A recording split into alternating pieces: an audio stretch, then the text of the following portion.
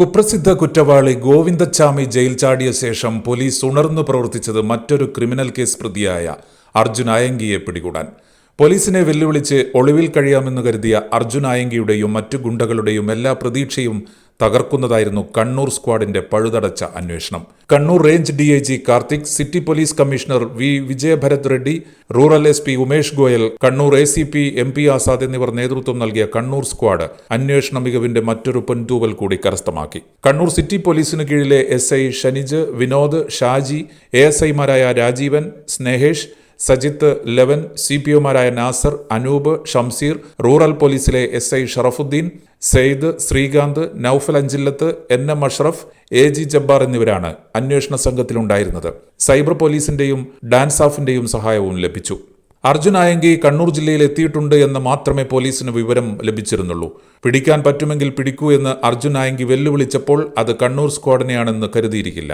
കാരണം ഇതിനു മുൻപും എത്രയോ സംഭവങ്ങളിൽ തുമ്പുണ്ടാക്കിയ കഥകൾ പറയാനുണ്ട് കണ്ണൂർ സ്ക്വാഡിന്.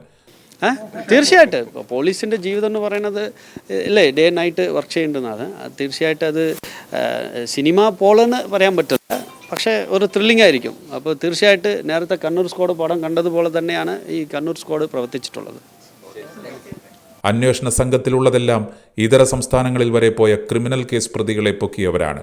ഈ സംഘത്തിലുള്ള ചിലരെക്കുറിച്ചാണ് മമ്മൂട്ടി നായകനായ കണ്ണൂർ സ്ക്വാഡ് എന്ന സിനിമയൊരുങ്ങിയത്.